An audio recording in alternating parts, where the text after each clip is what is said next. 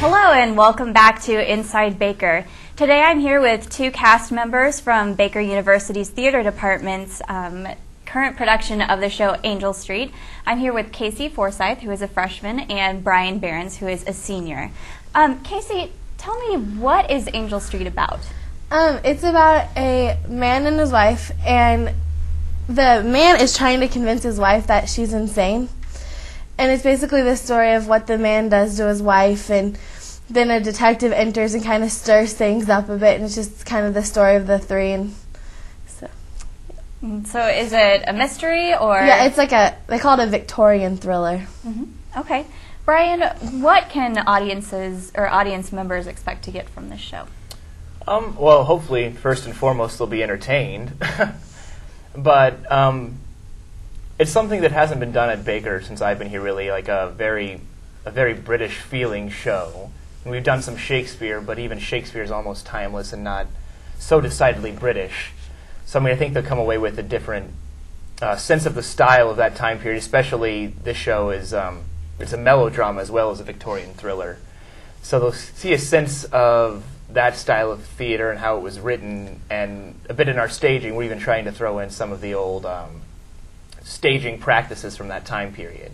Mm-hmm. So they can get maybe a deeper understanding of the way plays were produced then and how they were written, and the difference between modern plays and older plays.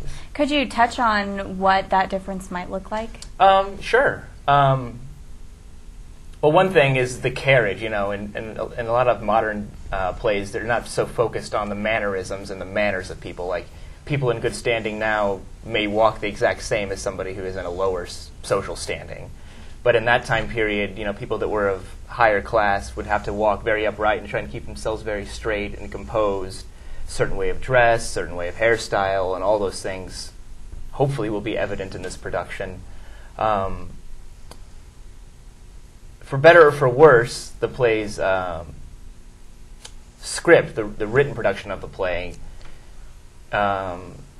is a very set format that they followed in that time period that's kind of, in my opinion, been banished for the better lately, in that, the first act is all the exposition. It's really long. Right now it's running like 50 minutes for the first act. Your second act is where you get, the introduction of what's going on, the real meat of the play, and then the third act is almost like a real quick, resolution of the play. And that's the way all the plays at that time period were written, just these really lengthy openings, kind of get them hooked, and then just finish it up. Mm-hmm. You mentioned that the play has a British setting, so that required you both as actors to speak in accents. Kaci, how did you prepare for that? There's dialect tapes in the library that I listened to a lot, and I would just practice and practice and practice it. And it was a little difficult because I didn't know the show required one when I first auditioned for it. So, and there's lots of movies that have British accents in it, and so you just kind of take away from stuff, and after a while it just kind of becomes natural to do it. Brian, how did you prepare? I didn't actually listen to the British tapes this time because I worked on a show with Bruce 3 years ago. Bruce Woodruff. Yes, correct, the professor of theater, or our chair, I guess he is. I worked on Elephant Man with him, where I did not only a standard British but also a Cockney accent, which are two British accents, I guess, in general terms.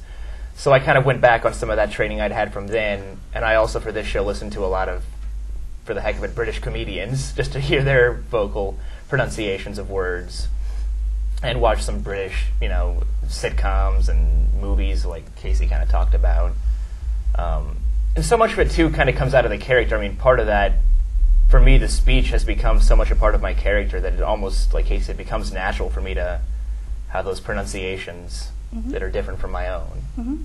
Could you talk a little bit about your character? Yeah. As Kaci mentioned in the plot, I play the husband, Jack Manningham. So this would be the main character. One of them. Essentially. I guess you could make a case that Mrs. Manningham, Jack Manningham, and the Detective Ruff are all the three kind of main characters. They're the ones that kind of drive the show, all in different aspects.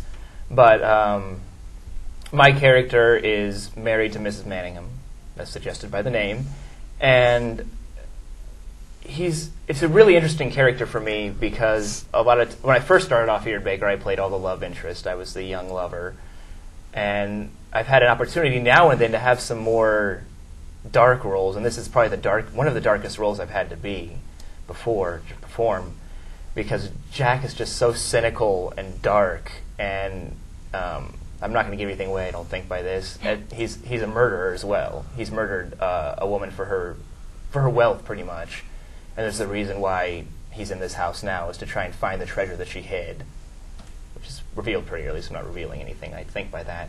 So he's got so much of this inner cynicism and sinister quality about him, and it's one thing Bruce and I talked a lot about in this performance, in that, Bruce is like, you're such a nice guy, I know it's hard for you, but we need to, get rid of all the Brian things about you and just focus on how dark this guy is and be horribly nasty. Mm-hmm.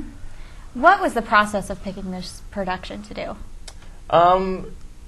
I'm not in on it, so I don't really know the specifics, but I believe Bruce and Tom kind of sit down and discuss what they want to do. And I mean, they take our Tom Hyman, I guess, sit down and discuss what kind of shows they'd like to do, what they've wanted to do in the past and haven't had a chance to yet.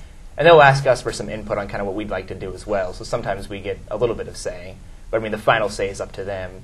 I think Bruce, in this one, just wanted to have kind of a fun show. I mean, something that in the past few years, Bruce has done a lot of really thought-provoking shows. Not that this show has no social value, but it's a little more fun. It's a little bit of a departure. It's not concerned with child abuse like How I Learned to Drive was, or peace talks like Walk in the Woods was. So it's just all around fun, and a nice British show, something to stretch actors on, to see if they can get into that mindset.